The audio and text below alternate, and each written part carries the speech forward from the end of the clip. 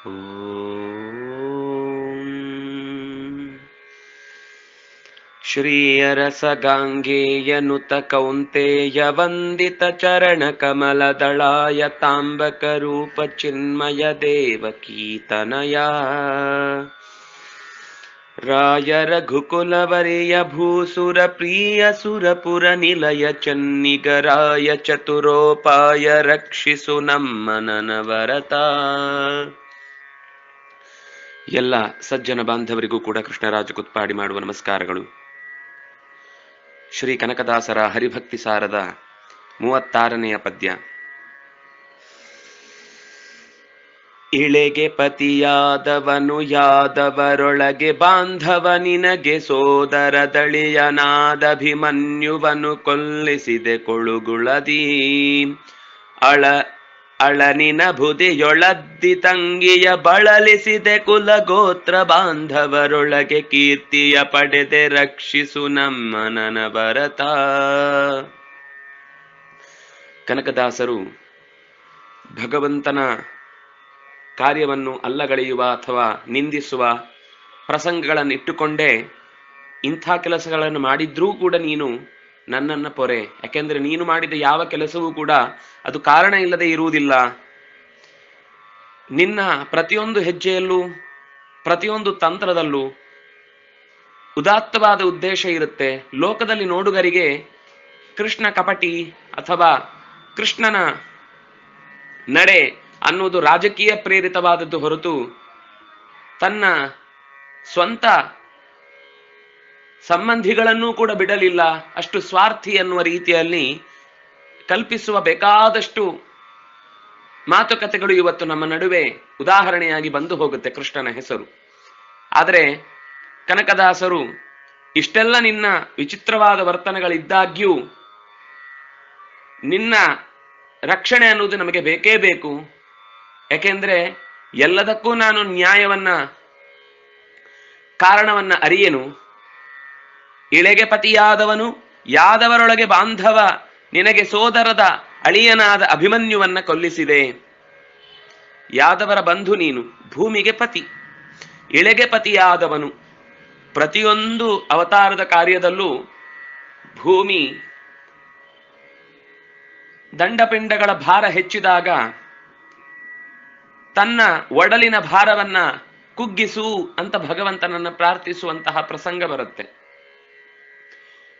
ಹಿರಣ್ಯಾಕ್ಷ ಭೂಮಿಯನ್ನ ಕಕ್ಷೆಯಿಂದ ತಪ್ಪಿಸಿ ಹಗಲು ಇರುಳುಗಳ ಕಾಲಕ್ರಮವನ್ನು ವ್ಯತ್ಯಾಸಗೊಳಿಸಿ ಋಷಿಗಳಿಗೆ ನಿತ್ಯ ನೈಮಿತ್ತಿಕ ಕರ್ಮಗಳನ್ನು ಮಾಡಿಕೊಳ್ಳುವುದಕ್ಕೆ ಅಡಚಣೆಯಾದಾಗ ಮತ್ತು ಇನ್ನೆಲ್ಲಾದರೂ ಹೋಗಿ ಬೇರೆ ಗ್ರಹಗಳಿಗೆ ಡಿಕ್ಕಿ ಹೊಡೆದು ಪುಡಿಯಾಗುವ ಪ್ರಸಂಗ ಇದ್ದಾಗ ಪಾತಾಳದ ತನಕ ಕುಸಿದು ಹೋಗಿದ್ದ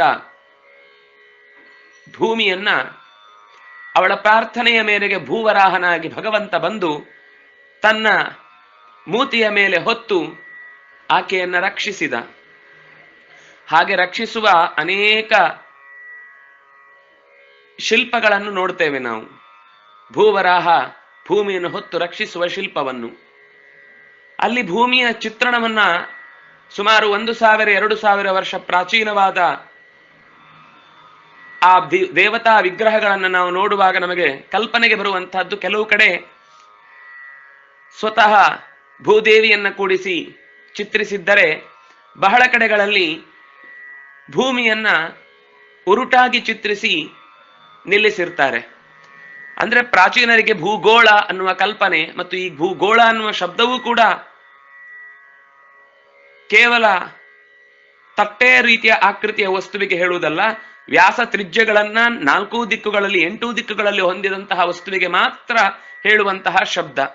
ಹಾಗಾಗಿ ಪ್ರಾಚೀನರಿಗೆ ಭೂಮಿ ಚಪ್ಪಟೆಯಾಗಿತ್ತು ಅನ್ನುವ ಏನು ಒಂದು ಪೊಳ್ಳು ವಾದ ಇದೆ, ಇದು ನಮ್ಮ ಶಿಲ್ಪಗಳು ಮತ್ತು ಶಾಸ್ತ್ರೀಯ ಗ್ರಂಥಗಳ ಮಾತುಗಳಲ್ಲಿ ನೋಡಿದಾಗ ಸಾಮಾನ್ಯ ಜನರ ಕಲ್ಪನೆಯಾಗಿ ಕಥೆಯಲ್ಲಿ ಮಕ್ಕಳಿಗೆ ಹಾಸಿಗೆಯಲ್ಲಿ ಮಡಚುವಾಗ ಹಾಸಿಗೆಯಂತೆ ಹೊತ್ತೊಯ್ದ ಅನ್ನುವ ಮಾತು ಬಂದಿದೆ ಹೊರತು ಎಲ್ಲೂ ಕೂಡ ಭೂಮಿಯನ್ನ ಚಪ್ಪಟೆಯಾಗಿತ್ತು ಅನ್ನುವ ಮಾತನ್ನು ನಾವು ನೋಡುವುದಿಲ್ಲ.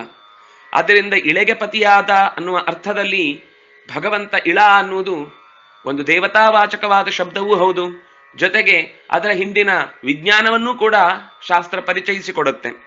ಕೃಷ್ಣನಾಗಿಯೂ ಕೂಡ ಭೂಭಾರ ಹರಣವನ್ನು ಮಾಡುವುದಕ್ಕಾಗಿ ಭೂಭಾರೋತ್ತಾರಣಾಯ ಚ ಕೌರವಾಣಾಂ ವಿನಾಶಾಯ ಪಾಂಡವಾನಾಂ ಹಿತಾಯ ಚ ಅಂತ ನಾವು ಪ್ರಾರ್ಥಿಸಿ ಭಗವಂತನನ್ನ ಕೇಳುವುದುಂಟು, ರಕ್ಷಿಸು ಅಂತ. ಹಾಗಾಗಿ ಇಳೆಗೆ ಪತಿಯಾದವನು, ಇಡೀ ಭೂಮಿಯನ್ನ ಆಳುವವನು. ಪತಿ ಅಂದ್ರೆ ಪಾಲನಾತ್ ಪತಿ, ಯಾರು ಪಾಲಿಸುತ್ತಾನೋ ಅವನು ಪತಿಯಾಗ್ತಾನೆ. ನಮ್ಮೆಲ್ಲರನ್ನೂ ಪಾಲಿಸ್ತಾನೆ. ಆದ್ರಿಂದಾಗಿ ನಮಗೆ ನಿಜವಾದ ಮೊದಲ ಪತಿ ಭಗವಂತ. ಅಷ್ಟೇ ಅಲ್ಲ, ಯಾದವರೊಳಗೆ ನೀನು ಬಾಂಧವ ಅಂತ ಅನಿಸಿದಿ. ಯಾದವರಲ್ಲಿ ಬಹಳಷ್ಟು ವಿಭಾಗಗಳಿತ್ತು. ಅದರಿಂದಾಗಿ ಕೃಷ್ಣನಿಗೆ ವಾರ್ಷ್ಣೇಯ, ಮಾಧವ, ಸಾತ್ವತಾಂಪತಿ, ಯಾದವ ಅನ್ನುವ ಅನೇಕ ಹೆಸರುಗಳನ್ನು ನಾವು ಭಾರತದಲ್ಲಿ ಅವನನ್ನು ಸಂಬೋಧಿಸುವಾಗ ಬರುವ ಕರೆಗಳನ್ನು ನಾವು ಕೇಳುತ್ತೇವೆ. ಅಲ್ಲಿ ಯಾದವರ ಸ್ಥಿತಿಗತಿಗಳು ಪೂರ್ತಿ ನಿರ್ನಾಮವಾಗಿ, ಛಿದ್ರವಾಗಿ ದೂರಕ್ಕೆ ಸರಿದಿರುವಂತಹ ಪರಿಸ್ಥಿತಿಯಲ್ಲಿ ಭಗವಂತ ಎಲ್ಲರನ್ನೂ ಒಟ್ಟುಗೂಡಿಸಿ ಅವರದ್ದೇ ಆದಂತಹ ಒಂದು ರಾಜ್ಯವನ್ನ ಸ್ಥಾಪಿಸಿ ದ್ವಾರಕೆಯಲ್ಲಿ ಎಲ್ಲರನ್ನೂ ಕರೆದೊಯ್ದು ರಕ್ಷಿಸಿ ಅವರನ್ನ ಪರಸ್ಪರ ಸಂಬಂಧಗಳಲ್ಲಿ ಬಂಧಿಸಿ ಇಟ್ಟ. ಅದರಿಂದಾಗಿ ಬಾಂಧವನಾದ. ನಿನಗೆ ಸೋದರದ ಅಳಿಯನಾದ ಸೋದರಳಿಯ ಅಭಿಮನ್ಯು, ತನ್ನ ತಂಗಿಯ ಮಗ, ತನ್ನ ತಂಗಿಯ ಮಗನಾದಂತಹ ಅಭಿಮನ್ಯು ಕೃಷ್ಣನಿಗೆ ಬಹಳ ಪ್ರೀತಿ ಪಾತ್ರ. ಈ ಘಟನೆಯನ್ನ ಕನಕದಾಸರು ಬೇಕು ಅಂತ ಉಲ್ಲೇಖ ಮಾಡಿದ ಹಾಗೆ ಕಾಣಿಸುತ್ತೆ. ಕೊಳುಗುಳದಿ ಯುದ್ಧದಲ್ಲಿ ಅವತ್ತೇ ಕೃಷ್ಣ ಸಂಶಪ್ತಕರ ಜೊತೆಗಿನ ಯುದ್ಧಕ್ಕಾಗಿ ಅರ್ಜುನನನ್ನ ಹೊತ್ತೊಯ್ತಾನೆ. ಪೂರ್ವದ ದಿನ ದ್ರೋಣಾಚಾರ್ಯರು ಪದ್ಮವ್ಯೂಹವನ್ನು ರಚಿಸ್ತಾರೆ ಅಂತ ಗೊತ್ತಿದ್ದು. ಎಲ್ಲರೂ ಕಲಿಗಳೇ. ಆ ದಿವಸದಲ್ಲಿ ದ್ರೋಣಾಚಾರ್ಯರ ಮನಸ್ಸಿನಲ್ಲಿ ಇದ್ದದ್ದು ಪಾಂಡವರನ್ನು ಹೇಗಾದ್ರೂ ಒಂದು ದಿವಸದಲ್ಲಿ ನಾವು ಸೋಲಿಸಿ ನಮ್ಮ ಕಡೆ ಜಯಭೇರಿಯನ್ನ, ರಣಭೇರಿಯನ್ನ ಬಾರಿಸಬೇಕು ಅಂತ. ಅದಕ್ಕೋಸ್ಕರ ರಚಿಸಿದಂತಹ ಪದ್ಮವ್ಯೂಹದ ಆರಂಭದ ಕಾಯುವಿಕೆಗಾಗಿ ಜಯದ್ರಥನನ್ನ ನಿಲ್ಲಿಸಿದ್ರು. ಜಯದ್ರಥ ಪಾಂಡವರನ್ನ ಒಂದು ದಿವಸ ಸೋಲಿಸಬೇಕು ಅಂತ ರುದ್ರದೇವರನ್ನ ತಪಸ್ಸು ಮಾಡಿ ಪ್ರಾರ್ಥಿಸಿಕೊಂಡಿದ್ದ. ಅರ್ಜುನನ ಹೊರತಾಗಿ ನಿನಗೆ ಬೇರೆ ಎಲ್ಲರನ್ನೂ ಸೋಲಿಸಬಹುದು ಅನ್ನುವ ವರವನ್ನ ಈಶ್ವರನಿಂದ ಪಡೆದು ಅಂದು ಯುದ್ಧಕ್ಕಾಗಿ ನಿಂತಿದ್ದ ಸಂದರ್ಭದಲ್ಲಿ ಅಭಿಮನ್ಯು ಅವನನ್ನ ಸೋಲಿಸಿ ಒಳಕ್ಕೆ ನುಗ್ಗಿದ ಹಿನ್ನೆಲೆಯಲ್ಲಿ ಉಳಿದ ಪಾಂಡವರು ರಕ್ಷಣೆಗಾಗಿ ಅವನ ಹಿಂದೆ ಧಾವಿಸಿದಾಗ ಭೀಮಸೇನ ದೇವ ರುದ್ರದೇವರ ವರವನ್ನು ಗೌರವಿಸಿ ಸುಮ್ಮನಾದ. ಉಳಿದವರೆಲ್ಲ ಅವನನ್ನ ಸೋಲಿಸ್ಲಿಕ್ಕಾಗದೆ ಹಿಂತಿರುಗಿ ಬರ್ತಾರೆ. ಒಳಗೆ ಏಕಾಕಿಯಾಗಿ ಬಹಳ ದೀರ್ಘಕಾಲದ ಯುದ್ಧದಲ್ಲಿ ಅನೇಕ ಜನ ಕೌರವ ಪಾಳೆಯದ ಕರ್ಣನ ಮಕ್ಕಳನ್ನು, ದುರ್ಯೋಧನನ ಮಕ್ಕಳನ್ನು, ಅಲ್ಲೇ ಇದ್ದ ಇನ್ನಷ್ಟು ರಥಿಗರನ್ನ, ಮಹಾರಥರನ್ನೆಲ್ಲ ಕೊಲ್ತಾನೆ. ಇಷ್ಟಾಗಿಯೂ ದ್ರೋಣಾಚಾರ್ಯರಿಗೆ ನಾವು ಹೀಗೊಂದು ಉಪಾಯವನ್ನು ಹೂಡಿಯೂ ಪಾಂಡವರ ಸೈನ್ಯದ ಒಬ್ಬ ಮಹಾರಥಿಕನ ತಲೆಯನ್ನು ಉರುಳಿಸ್ಲಿಕ್ಕಾಗ್ಲಿಲ್ಲ ಅನ್ನುವ ಯೋಚನೆಗೆ ಎಲ್ಲರೂ ಒಟ್ಟಾಗಿ ಅವನ ವಿರುದ್ಧ ತಿರುಗಿ ಬೀಳುತ್ತಾರೆ. ಕರ್ಣ ಹಿಂದಿನಿಂದ ಅವನ ಕೈಯಲ್ಲಿದ್ದ ಚುರುಕಾದ ಬಾಣಗಳನ್ನ ಕ್ಷಣದಲ್ಲಿ ಎಲ್ಲರ ಮೇಲೆ ಎಸೆಯುತ್ತಿದ್ದ ಬಾಣವನ್ನ, ಬಿಲ್ಲನ್ನ ಪುಡಿಗೈದ, ಕತ್ತಿಯನ್ನ ಕತ್ತರಿಸಿದ. ಹಿಂಭಾಗದಿಂದ ತೋಳುಗಳನ್ನ ಗಾಯಗೊಳಿಸಿ ಕವಚವನ್ನ ಪುಡಿಗಟ್ಟಿದ್ರು, ಕಿರೀಟವನ್ನ ಹಾರಿಸಿದ್ರು, ರಥವನ್ನ ಪುಡಿಗಟ್ಟಿದ್ರು. ಕಾಡಾಡಿಯಾಗಿ ಕಾಲಲ್ಲಿ ನಿಂತುಕೊಂಡು ಯುದ್ಧವನ್ನ ಮಾಡುವಂತೆ ಮಾಡಿ ಕೊನೆಗೆ ಅವನ ಪ್ರಾಣವನ್ನ ಲಕ್ಷ್ಮಣನ ಜೊತೆಗೆ ಯುದ್ಧದಲ್ಲಿ ಮುಕ್ತಾಯಗೊಳಿಸಿದ್ರು. ಇಬ್ಬರೂ ಪರಸ್ಪರ ಗದೆಯಿಂದ ಹಣೆಗೆ ಹಡಕೊಂಡಿದ್ದಾರೆ. ಇಬ್ಬರು ದುರ್ಯೋಧನನ ಮಗನಾದ ಲಕ್ಷ್ಮಣ ತಾನು ಕೊಟ್ಟ ಏಟಿನಿಂದ ಅಭಿಮನ್ಯುವನ್ನು ಕೊಲ್ಲುತ್ತಲೇ ತಾನು ಏಟು ತಿಂದು ಸತ್ತ. ಹೀಗೆ ಒಂದು ವೀರೋಚಿತವಾದಂತಹ ಯುದ್ಧದಲ್ಲಿ ಅಭಿಮನ್ಯು ಪ್ರಾಣ ಬಿಟ್ಟ. ಈ ಪ್ರಸಂಗವನ್ನು ಬಹಳ ಜನ ವ್ಯಾಖ್ಯಾನ ಮಾಡ್ತಾ ಕೃಷ್ಣ ಬೇಕು ಅಂತ ಅಭಿಮನ್ಯುವನ್ನು ಕೊಲ್ಲಿಸಿದ, ಅವನು ರಕ್ಕಸನಾಗಿದ್ದ, ಏನೇನೋ ಕಥೆಗಳು. ಅದು ಎಲ್ಲಿಂದ ಬರುತ್ತೆ ಅಂತ ಯೋಚನೆ ಮಾಡಿದ್ರೆ ಆಶ್ಚರ್ಯ ಆಗುತ್ತೆ. ಆದ್ರೆ ಮಹಾಭಾರತದಲ್ಲಿ ಯಾವ ಪ್ರಸಂಗವೂ ಇಲ್ಲ. ಯುದ್ಧ ಅಂತಂದ್ಮೇಲೆ ಒಂದು ಸಾವು ನೋವು ಅಂತ ಇದ್ದೇ ಇರುತ್ತೆ. ಅದು ನಮ್ಮ ಬಳಗ ಅವರ ಬಳಗ ಅಂತ ಕೃಷ್ಣ ಯೋಚಿಸ್ಲಿಲ್ಲ. ಎಲ್ಲರಲ್ಲೂ ಸಾವು. ನಾವೊಬ್ರು ಹೋಗಿ ಎಲ್ಲೋ ಒಂದು ದೇಶದ ಮೇಲೆ ಬಾಂಬ್ ಎಸೆಯುವುದು, ಅವ್ರು ಯಾರು ಕೂಡ ತಲೆ ಎತ್ತು ನೋಡುವ ಮುಂಚೆ ಎಲ್ಲ ಗಾಬರಿಯಾಗಿ ಪ್ರಾಣ ಬಿಡುವುದು, ಅದು ಈ ಇತ್ತೀಚೆಗಿನ ನಮ್ಮ ದುಷ್ಟ ಆಲೋಚನೆ ಯುದ್ಧ ಹೊರತು ಧರ್ಮ ಯುದ್ಧದಲ್ಲಿ ಕೇವಲ ನಾವು ಗೆಲ್ಲಬೇಕು, ನಾವು ನಮ್ಮ ಪ್ರಾಣ ಹಾನಿಯಾಗದೆ ಜೀವವನ್ನ ತೇಯದೆ ಜಯವನ್ನು ಗಳಿಸಬೇಕು ಅಂತ ಅನ್ನುವ ಯೋಚನೆ ಇರಲಿಲ್ಲ. ಅದಕ್ಕೂ ಮುಖ್ಯವಾಗಿ ಅವನು ಗರ್ಭದಲ್ಲಿದ್ದಾಗ ಕೃಷ್ಣ ಶತ್ರು ಪಕ್ಷದ ಸೇನೆಯನ್ನ ಒಳನುಗ್ಗುವ ಪದ್ಮವ್ಯೂಹದ ರಚನೆಯ ಚಿತ್ರಣ ಕೊಟ್ಟು ಆಮೇಲೆ ಅರ್ಥ ಹೇಳಿ ನಿಲ್ಲಿಸಿದ ಅನ್ನುವ ಮಾತು ಇದೆ. ಇದು ಕೂಡ ಮಹಾಭಾರತದಲ್ಲಿ ಬಂದ ಕಥೆಯಲ್ಲ, ಇದು ಪ್ರಹ್ಲಾದನ ಕಥೆಯನ್ನ ಇಲ್ಲಿಗೆ ಜೋಡಿಸಿದ್ದಾರೆ. ಪ್ರಹ್ಲಾದನಿಗೆ ಕಯಾದುವನ ಹೊಟ್ಟೆಯಲ್ಲಿದ್ದಾಗ ನಾರದರು ಸಮಗ್ರ ಭಾಗವತದ ಉಪದೇಶವನ್ನ ಮಾಡಿ ಆತನ ಬುದ್ಧಿಯಲ್ಲಿ ಒಳ್ಳೆಯ ಬೆಳೆಯನ್ನು ತೆಗೆಯುವ ಉದ್ದೇಶದಿಂದ ಅನೇಕ ಉಪದೇಶಗಳನ್ನ ಕಯಾದುವನ್ನ ಮುಖ್ಯವಾಗಿಟ್ಟುಕೊಂಡು ಚಿಂತನೆ ಕೊಡ್ತಾರೆ. ಈ ಅಭಿಮನ್ಯುವಿನ ಕಥೆಯಲ್ಲಿ ಇಂಥ ಭಾಗ ಮಹಾಭಾರತದಲ್ಲಿ ಬಂದಿಲ್ಲ. ಸಹಜವಾದ ಯುದ್ಧದಲ್ಲಿ ಅವತ್ತು ಅಭಿಮನ್ಯು ಪ್ರಾಣ ತೆತ್ತ. ಚಂದ್ರನ ಅಂಶವಾಗಿ ಹುಟ್ಟಿದ ಅವನು ದೇವತೆಗಳಿಂದ ಪ್ರಾರ್ಥಿಸಲ್ಪಟ್ಟಿದ್ದ. ಇವನು ಬಹಳ ದಿವಸ ಭೂಮಿಯಲ್ಲಿ ಇರಗೊಡುವುದಲ್ಲ, ನಾವು ಅವನನ್ನು ಕರೆದೊಯ್ಯಲು ಬರ್ತೇವೆ ಅಂತ. ಕೃಷ್ಣ ಹಾಗಾಗಿ ಅವನ ವಿರೋಚಿತವಾದ ಸಾವಿನ ಜೊತೆಗೆ ಆತನ ಹಿರಿಯರ ಆಸೆಯಂತೆ ಯುದ್ಧದಲ್ಲಿ ಅವನು ಪ್ರಯಾಣವನ್ನು ಮುಕ್ತಾಯ ಮಾಡುವಂತೆ ಮಾಡಿದ ಹೊರತು ಅವನ ಮೇಲೆ ದ್ವೇಷ ಯಾವ ಆಲೋಚನೆಯೂ ಇರಲಿಲ್ಲ. ಅರ್ಜುನನನ್ನು ಪರೀಕ್ಷಿಸಬೇಕಿತ್ತು ಒಂದು. ಎರಡನೇದ್ದು, ಅದು ಕಾಲ ಮುಗಿದಿತ್ತು. ಅರ್ಜುನ ಇಷ್ಟೆಲ್ಲ ಗೀತೋಪದೇಶವನ್ನ ಕೇಳಿಯೂ ಸಂಶಪ್ತಕರ ಜೊತೆಗಿನ ಜಯವನ್ನ ಸಾಧಿಸಿ ಮರಳಿ ಬಂದಾಗ ಗಾಢವಾಗಿ ವ್ಯಾಪಿಸಿದ್ದಂತಹ ಸ್ಮಶಾನ ಮೌನವನ್ನ ಅರಿಯಲಾರದೆ ಕೊನೆಗೆ ಅದು ತನ್ನ ಮಗನ ಸಾವಿನಿಂದ ಉಂಟಾದ ಮೌನ ಅಂತ ಅರಿತು ವ್ಯಥೆಗೊಂಡು ಗೊಳೋ ಅಂತ ಅತ್ತ. ಭೀಮಸೇನ ಮಾತ್ರ ಅಳದೆ ಸುಮ್ಮನಿದ್ದ. ಅಳದೆ ಅಂದ್ರೆ ಅಭಿಮನ್ಯುವಿನ ಸಾವಿಗಲ್ಲ. ಘಟೋತ್ಕಚನು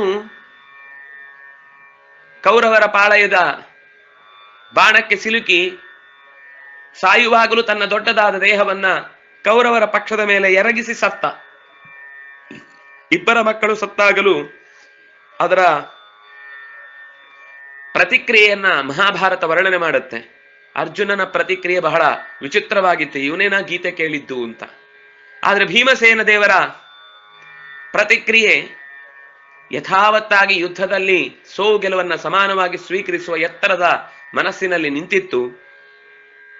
ಕೆಲವರ ಪ್ರಶ್ನೆ, ಭೀಮಸೇನ ಬಹಳ ಪ್ರಿಯ ಅಂತ ಹೇಳುವುದಾದ್ರೆ ಭೀಮಸೇನನಿಗೆ ಯಾಕೆ ಉಪದೇಶ ಮಾಡಲಿಲ್ಲ, ಅರ್ಜುನನಿಗೆ ಮಾಡಿದ ಅಂತ. ಯಾರಿಗೆ ಅಗತ್ಯ ಇದೆಯೋ ಅವರಿಗೆ ಚಿಕಿತ್ಸೆ ಕೊಡಬೇಕಾದದ್ದು ಲೋಕದಲ್ಲಿ ನಾವು ಕಾಣುವಂತಹ ಸತ್ಯ. ಭೀಮಸೇನ ಉಪದೇಶ ಪಡೆಯದಿದ್ದಾಗಲೂ ತಾನು ಯುದ್ಧದ ಪರಿಣಾಮಕ್ಕೆ ಹೊಂದಿಕೊಂಡು ನಡೆದ.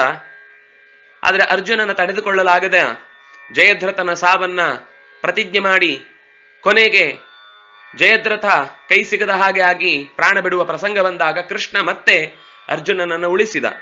ಹೀಗೆ ತನ್ನ ತಂಗಿಯಾದವಳು ಸುಭದ್ರ, ಅವಳಿಗೆ ನೋವಾಗುತ್ತೆ, ಯಾವ ಯೋಚನೆಯನ್ನು ಮಾಡಲಿಲ್ಲ. ಯುದ್ಧ ಅಂತಂದಾಗ ಎಲ್ಲವೂ ಪರಸ್ಪರ ಸಾವು ನೋವುಗಳು ಇದ್ದೇ ಇರ್ತಾವೆ ಅಂತ ಅವಳ ಮಾನಸಿಕ ಕುದಿಯನ್ನ ಹೆಚ್ಚುವಂತೆ ಮಾಡಿದ. ಅದರ ಅಭಿಪ್ರಾಯ ತನ್ನ ತಂಗಿಯನ್ನು ಅಳಿಸ್ಬೇಕು ಅಂತಲ್ಲ, ಯಾರನ್ನೂ ಕೂಡ ತನ್ನವರು ಅಂತ ಎಲ್ಲರನ್ನು ಎಷ್ಟು ಪ್ರೀತಿಸಿದ್ನೋ ಅಷ್ಟೇ ದೂರದಲ್ಲಿಟ್ಟು ಯುದ್ಧದ ನಿಯಮವನ್ನು ಪಾಲಿಸಿದ. ಮಾಯಮಂತ್ರದ ಕುಟಿಲ ಗುಣದ ಅಳಲಿನ ಅಬುಧಿಯೊಳು ಅದ್ದಿ ತಂಗಿಯ ಬಳಲಿಸಿದೆ. ಆದ್ರೆ ತಂಗಿ ಯಾವತ್ತೂ ಅಣ್ಣನನ್ನ ದ್ವೇಷಿಸ್ಲಿಲ್ಲ. ಬಾಂಧವರೊಳಗೆ ಕೀರ್ತಿಯ ಪಡೆದೆ.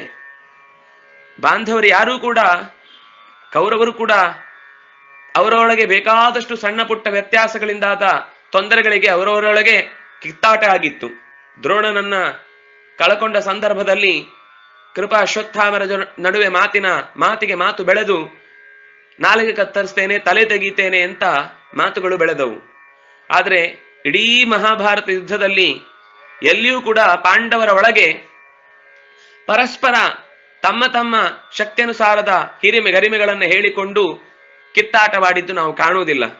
ಆದರೆ ಕೌರವರ ಯುದ್ಧದ ಇಡೀ ಪ್ರತಿಯೊಂದು ಪ್ರಸಂಗವನ್ನು ಉದ್ಯೋಗ ಪರ್ವ ವರ್ಣಿಸುವಾಗ ಅವರಲ್ಲಿ ಇದ್ದ ಪ್ರತಿಯೊಂದು ಹುಳುಕುಗಳನ್ನು ಎತ್ತಿ ಹಿಡಿದು ಸೈನ್ಯದ ಸಿದ್ಧತೆಯಿಂದ ಹಿಡಿದು ನಾಯಕರ ಆಯ್ಕೆಯ ತನಕ ಎಲ್ಲವೂ ಕೂಡ ಗೋಜಲು ಅನ್ನುವ ಮಾತು ಅರ್ಥವಾಯಿತು. ಈ ಒಳಗಿನ ಅವರ ಕಂದಕಗಳನ್ನ ಸರಿಯಾಗಿ ಉಪಯೋಗಿಸಿಕೊಂಡು ಯುದ್ಧ ಮಾಡಿದ್ದು